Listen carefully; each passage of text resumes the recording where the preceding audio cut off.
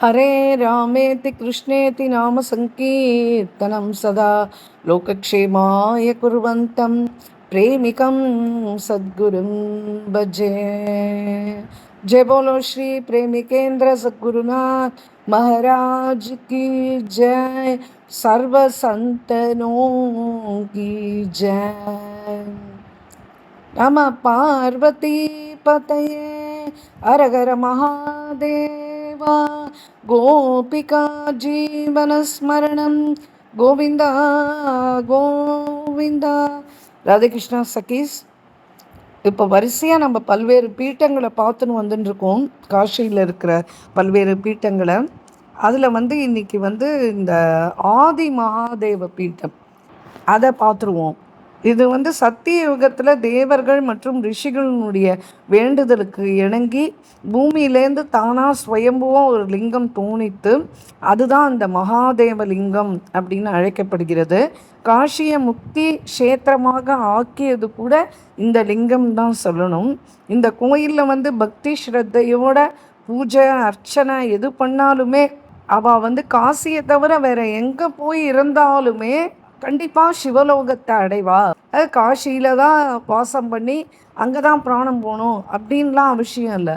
இங்கே வந்துட்டு போனாலே அர்ச்சனைகள் ஆராதனைகள் பண்ணிட்டு போனால் அவள் அதுக்கப்புறமா வேறு எந்த இடத்துக்கு கிளம்பி போனாலுமே அவளுக்கு சிவலோக பிராப்தி உண்டுன்றது தான் இந்த பீட்டத்தினுடைய முக்கியமான சமாச்சாரம்.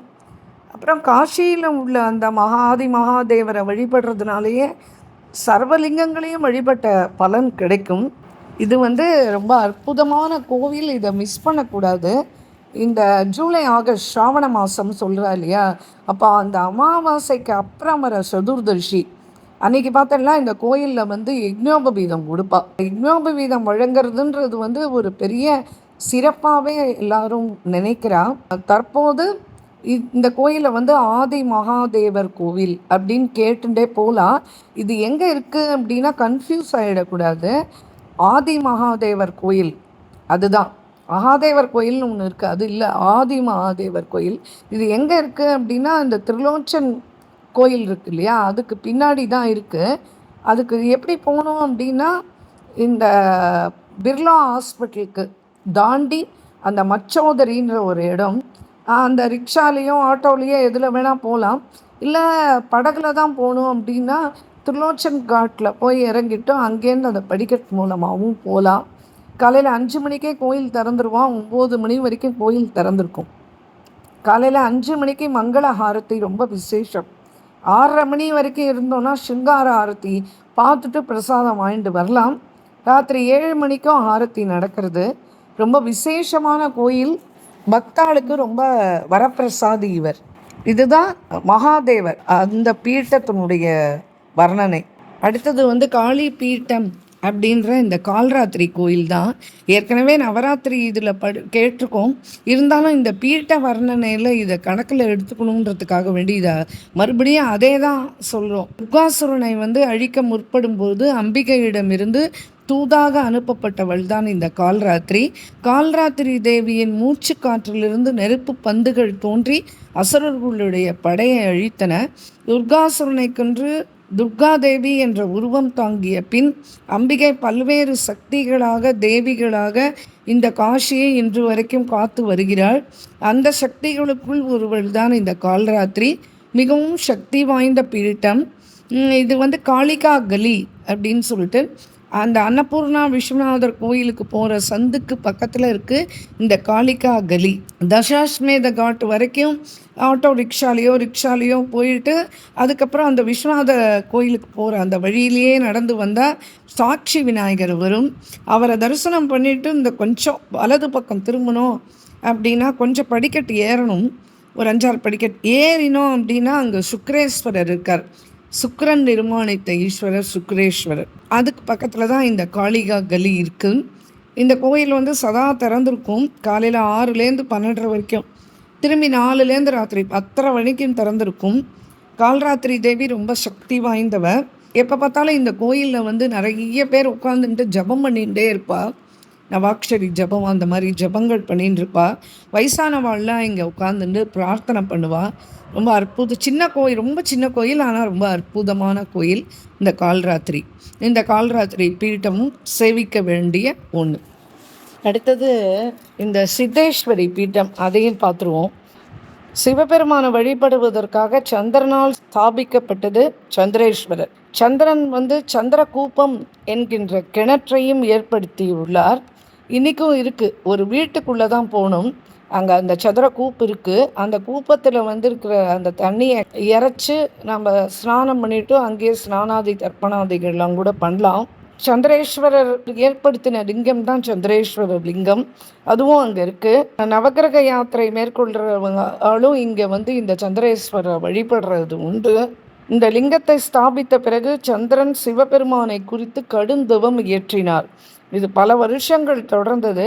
அதன் பிறகு சிவபெருமான் அவருக்கு காட்சி அளித்து அருள் புரிந்தார்.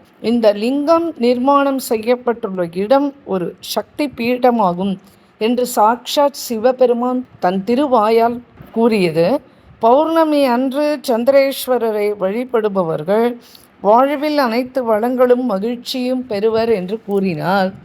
திங்கட்கிழமை அன்று வரும் அமாவாசையும் சந்திரேஸ்வரரை வழிபடுவதற்கு மிக முக்கியமான நாளாகும். அன்பர்கள் திரியோதசி அன்று சந்திரேஸ்வரரை வழிபட்டு சதுர்தசி அன்று உபவாசம் இருப்பது வழக்கம். பிறகு சோமவார அமாவாசை அன்று இந்த சந்திரகுப்பத்தில் நீராடி பித்தர்களுக்கு ஸ்ரார்த்த கர்மாக்களை செய்ய வேண்டும். இதனால் அவர்களுடைய வாழ்க்கையில் வளமும் பித்தர்களின் ஆசிகளும் கிடைக்கும். பிறகு பித்ரு கர்மாக்களை செய்ய முடியாவிட்டாலும் சந்திரகூபத்தின் நீரையாவது தொட வேண்டும். தொட முடியாவிட்டால் கண்ணாலாவது பார்க்க வேண்டும். மேலே குறிப்பிட்டபடி வழிபாடுகளை செய்துவிட்டு துறவிகளுக்கு அன்னதானம் செய்ய வேண்டும்.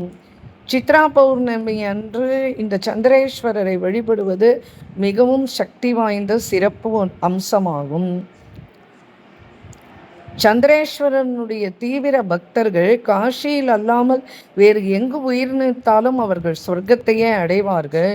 அந்த சந்திரேஸ்வர லிங்கத்தை வழிபடுவதால் உள்ளத்தில் அமைதியும் தெளிந்த அறிவும் ஏற்படும்.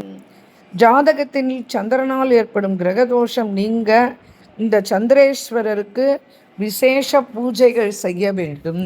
அந்த கூபத்தை கடந்து அந்த சந்திரேஸ்வரரை கடந்து உள்ளே போனால் அங்கே தான் இந்த சித்தேஸ்வரி அம்பாள் இருக்கா. இந்த சித்தேஸ்வரி ரொம்ப விசேஷமான வழிபாட்டுக்குரிய தேவி. இந்த நவராத்திரி 9 நாட்களிலும் மேற்கொள்ளக்கூடிய துர்கா யாத்திரைகளில் இந்த சித்தேஸ்வரியும் ஒன்று. சித்தேஸ்வரி மோஹல்லா என்ற முகவரியில் அமைஞ்சிருக்கு. சவுக் பகுதி வரைக்கும் நம்ம ரிக்ஷாவில் போயிடலாம். அங்கேருந்து நடந்து போகணும். சித்தேஸ்வரி கோயிலுக்குள்ள இருக்கிற இந்த சித்த பீட்டம் ரொம்ப சக்தி வாய்ந்த பீட்டம். சித்திதாத்ரி துர்கா அப்படின்னும் இவளுக்கு பேர் உண்டு. இதுக்கு பக்கத்தில் இருக்கிற கோயில் காலபைரவர் கோயில் இருக்குது. இந்த 9வது நாள் அன்னைக்கு இந்த அம்பாளை ரொம்ப விசேஷமாக உள்ளூர் ஜனங்கள் வழிபடுவா. வெள்ளிக்கிழமையில் நல்ல கூட்டம் இருக்கும் இந்த கோயிலில். இந்த நவராத்திரி 4 நவராத்திரியுமே இந்த அம்பாள் ரொம்ப விசேஷமாக கொண்டாடப்படுறார். கோயில் காலையில் 5லேருந்து 10 மணி வரைக்கும் காலையில் திறந்திருக்கும். சாயங்காலம் 4லேருந்து ராத்திரி 10 மணி வரைக்கும் திறந்திருக்கும். கோயில் பூட்டி இருந்தாலும் நம்ம கம்பி கதவு வழியாக தரிசனம் பண்ணலாம். ஆனால் நம்ம கேட்டுட்டோன்னா மாடியிலேயே தான் இருக்கா இந்த கோயிலுக்கு இருக்கிற அர்ச்சகர். அவர் கதவை திறந்து விட்டு நம்மளுக்கு தரிசனம் பண்ணி வைக்கிறார். ரொம்ப விசேஷமான கோயில். இந்த சித்தேஸ்வரி பீட்டம் ஜபம் பண்ணுறதுக்கும் ரொம்ப வசதியானது. இது சித்தேஸ்வரி பீட்டத்தை பற்றின விஷயங்கள். இதுக்கப்புறமா துர்கா பீட்டம் அது டே 9ல் கொடுத்துருக்கோம். அது ஃபுல்லாகவே அந்த கோயிலுடைய எப்படி அந்த துர்காசுர யுத்தம் எப்படி நடந்தது எல்லாமே அதில் வரும். வஜ்ர பஞ்சகம் அது எல்லாமே அதில் வருமே. அதில் அந்த துர்கா பீட்டம் விரிவாக கொடுத்துருக்கோம். டே 9 பார்த்தேன்னா தெரியும். அதுக்கப்புறமா சங்கடா தேவி, அதுவும் ஏற்கனவே நம்ம சொல்லியிருக்கோம். இருந்தாலும் இப்போ நம்ம பார்ப்போம். அதை சங்கடா தேவின்றது அந்த பஞ்சகங்கா காட் அந்த ஏரியாவில் தான் அந்த கோயில் இருக்குது. பஞ்சகங்கா காட் ஏரியாவில் தான் அந்த கோயில் இருக்குது. இது ரொம்ப விசேஷமான கோயில். இந்த பஞ்சகங்கா இந்த சங்கடாதேவி கோயிலில் வந்து சதா காலையிலேருந்து ராத்திரி வரைக்கும் பண்டிதர்கள் உட்கார்ந்துட்டு தேவி சப்தசதி பாராயணம் பண்ணவனம் இருப்பாள். ரொம்ப அற்புதமாக இருக்கும் பார்க்குறதுக்கு. உள்ள அம்பாளுக்கு எதிர்க்க வந்து அந்த ஊர் கோயில் காசிவாசிகள் சதா பஜனை பண்ணிட்டுருப்பா.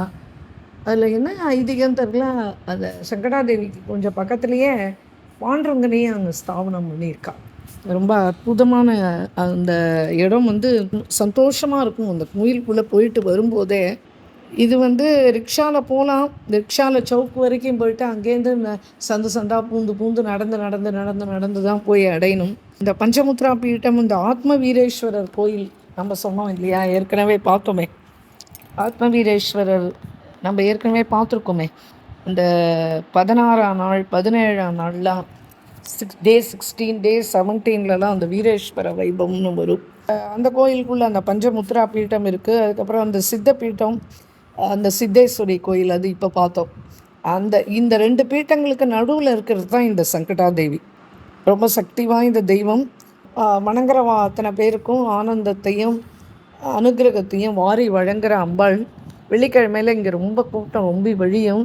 அலங்காரங்கள்லாம் விதம் விதமாக மாற்றிகிட்டே இருப்பாள், பண்ணிகிட்டே இருப்பாள். ரொம்ப அற்புதமாக இருக்கும். இந்த கோயிலுக்குள்ளே போயிட்டு வந்தாலே மனசு ரொம்ப பிரசன்னமாகிடும். இது காலையில் 5 மணிலேருந்து 1 மணி வரைக்கும் திறந்துருக்கும். 4 மணிலேருந்து ராத்திரி 10 மணி வரைக்கும் இந்த கோயில் திறந்துருக்கும். இது சங்கடாதேவி பீட்டம். அதுக்கப்புறமா காமாக்யா, அதுவும் ரொம்ப அற்புதமான கோயில் தான். அந்த காமாக்யாவை பற்றியும் நம்ம ஏற்கனவே சொல்லியிருக்கோம். அப்போது வந்து சிவபெருமான் வந்து மந்திராட்சரத்தில் இருக்கும்போது காசியை வந்து திவோதாஸ் தானே ஆண்டுன்னு வந்துட்டு இருந்தான். அப்போது அவனுடைய ஆட்சியில் ஜனங்கள்லாம் ரொம்ப சந்தோஷமாக செழிப்பாக இருந்தால் அந்த திவோதாசன் வந்து பிரம்மதேவர்கிட்ட ஒரு ஒப்பந்தம் வச்சுருந்தான். அதாவது தான் ஆட்சி செஞ்சு முடிக்கிற வரைக்கும் தேவாலாம் இந்த காசிக்கு வரக்கூடாது, விலகி இருக்கணும், அவள் வந்து இங்கே எந்த தொந்தரவும் பண்ணக்கூடாது அப்படின்னு சொல்லியிருந்தான். அப்போ பிரம்மதேவர் வந்து ஒரு நிபந்தனையோடு இதை ஒத்துண்டார். அதாவது காசியில் வாழ்கிற எல்லா ஜனங்களுமே திவோதாசை வந்து சிறந்த ரூலர் அப்படின்னு சொல்லணும். இப்போ ஆன்மீக சாதனையெல்லாம் செஞ்சுக்கணும் அப்படின்னு நிறைய யாத்திரிகள் காசியை நோக்கி வந்தால் அவளுக்கு எல்லா வசதிகளும் பண்ணி கொடுக்கணும். அப்படி இந்த மன்னன் வந்து எல்லாருக்குமே பேருதவியாளனாக இருந்தான், பரோபகாரி. அப்போ ரொம்ப நாள் ஆயிடுத்து விஸ்வநாதருக்கு காசியை விட்டு போய். சரி, திவோதாஸை விட்டு ஏதாவது ஒரு தப்பு பண்ண வச்சு ஏதாவது ஒரு கலகம் ஆகி அதுக்கப்புறமா தானை வந்து திரும்பி காசிக்கு வந்துடணுன்ற எண்ணத்தோடு தான் அந்த 64 யோகினிகளை அனுப்பிச்சார். அதுக்கப்புறமா அந்த 12 ஆதித்யர்களை அனுப்பிச்சார். அப்புறம் விநாயகர் அனுப்பிச்சார். எல்லாம் வந்தவாள்லாம் க்ஷேத்திரத்தினுடைய மகிமையும் க்ஷேத்திரத்தினுடைய அழகையும் மனசு பறி கொடுத்து அப்படியே அங்கங்கே அவாவா சிவலிங்கத்தை வச்சு அப்படி பூஜை பண்ணிட்டு அப்படியே காசிலேயே தங்கிட்டான். அப்படி வந்தவ தான் இந்த காமாக்யா தேவி. அதான் காமாட்சியை தான் அவள் வந்து காமாக்யா அப்படின்றா. அஸ்ஸாமில் இருக்கிற காமாக்யா, காஞ்சிபுரத்தில் இருக்கிற காமாட்சி எல்லாம் தான் இங்கே இருக்கா மாதிரி ஐதீகம். இப்படி இவாள்லாம் இருக்கிற இடத்த தான் இந்த சக்தி பீட்டம்னு சொல்லிக்கிறா. இங்கே வந்து பிரார்த்தனை பண்ணாலும், இங்கே வந்து பூஜை ஜபங்கள் பண்ணாலும், தபஸ் பண்ணாலும் எல்லாருக்கும் அவளுக்கு வந்து அந்த ஆன்மீக சக்தி கிடைக்கிறதுன்ற ஒரு நம்பிக்கை. அப்புறம் இங்கே வந்து நமஸ்காரம் பண்ணுற வழிபடுற அன்பர்களுக்கு வந்து மனசில் அமைதி, போட்டியில் வெற்றிகள், அப்புறம் வாத பிரதிவாதம் எல்லாத்துலேயும் வெற்றி அப்படிலாம் கிடைக்கிறது அப்படின்றது காமாக்யா கோயிலினுடைய ஒரு வரலாறு. இது வந்து காமாட்சான்ற இடத்துல தான் இருக்குது. அதுக்கு பக்கத்துலேயே படுக் பைரவர்னு அந்த கோயிலும் இருக்குது. இந்த பேலுபுராலேருந்து ரத்த யாத்திரை போகும்போது இந்த காசிராஜ் அப்பார்ட்மெண்ட்ஸ் அப்படின்னு ஒரு இடம் இருக்குது. இந்த காசிராஜ் அப்பார்ட்மெண்ட்ஸுன்றது வந்து ரொம்ப பிரசித்தியான இடம். ஆட்டோக்காரங்கிட்ட சொல்லி அப்படியே காமாட்சானாலே அவன் கொண்டு போய் விட்டுருவான். காலையில் 3 மணிக்கே கோயில் திறந்துருவார். மத்தியானம் 12 மணி வரைக்கும் திறந்துருக்கும். சாயங்காலம் 4 மணிலேருந்து ராத்திரி 10 மணி வரைக்கும் இந்த கோயில் திறந்துருக்கும். செவ்வாய் வெள்ளிக்கிழமை நவராத்திரி சமயத்தில் கும்பல் ரொம்ப வழியும். ரொம்ப அற்புதமான கோயில் வரப்பிரசாதி அம்பாள். அது கடைசியில் வந்து இந்த சண்டி தேவி இது பார்த்து முடிச்சிடுவோம். இது வந்து அந்த 7 மாத்ருகா தேவி அப்படின்னு கேள்விப்பட்டோம் இல்லையா. அந்த ஆத்ம வீரேஸ்வரர் கோயிலை பற்றி சொல்லிட்டு வரோமே, அந்த வீரேஸ்வர வைபவத்தில் இது நல்லா விரிவாக சொல்லியிருக்கோம். அந்த 7 பேரில் இந்த சண்டிகா தேவியும் ஒட்டி.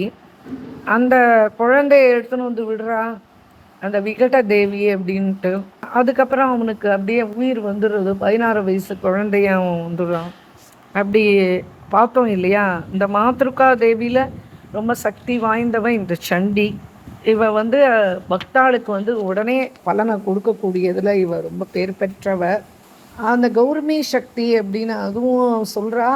ஆனால் வந்து அந்த ஊரில் இருக்கிற பண்டிதர்கள்லாம் ரொம்ப ஆராய்ச்சிலாம் பண்ணி அதில் அந்த கேதார்நாத் வியாஸ் பீட்டத்தில் இருந்தவர் அவர் வந்து இந்த சண்டி தேவி தான், இவ தான் சண்டி அப்படின்னு சொல்கிறா. அதனால் இந்த காஷி காண்டத்தில் வந்து ரொம்ப பெருசாலாம் ஒன்றும் கொடுக்கல, இவ்வளோதான் இதை பற்றி கொடுத்துருக்கா. இந்த சத்தார் பஜார்ன்ற இடத்துல இருக்குது இந்த கோயில். இந்த ஐடியல் டவர்ஸ் ஏஹெச்வி மால் அப்படின்னு கேட்டோன்னா அவங்க எடுத்துன்னு போய் அந்த பீஷ்ம சண்டி கோயில் அப்படின்னு அங்கே ஒரு எழுதி போட்டிருப்பா. அதுக்குள்ளே போனோன்னா அந்த இதுக்குள்ளே நடந்து போனால் அங்கே இந்த கோயில் காண கிடைக்கிறது. காலையில் 5 மணிலேருந்து ராத்திரி 10 மணி வரைக்கும் கோயில் திறந்திருக்கும். இது ரொம்ப சக்தி வாய்ந்த பீட்டம் அப்படின்னு எல்லாராலையும் நம்பப்படுறது. இங்கேயும் சப்தஸ்ரீ பாராயணம் பண்ணுறவா குவிஞ்சு இருப்பா. இப்படி எல்லா பீட்டத்தையும் இதோட பார்த்து முடிச்சிட்டோம். ஹரே ராமேதி கிருஷ்ணேதி நாம சங்கீர்த்தனம் சதா லோகக்ஷேமாய குர்வந்தம் प्रेमिकं सद्गुरुं भजे। जय बोलो श्री प्रेमिकेंद्र सद्गुरुनाथ महाराज की जय। सर्व संतनों की जय। नमः पार्वती पतये हर हर महादेव। राधे कृष्ण सखीस।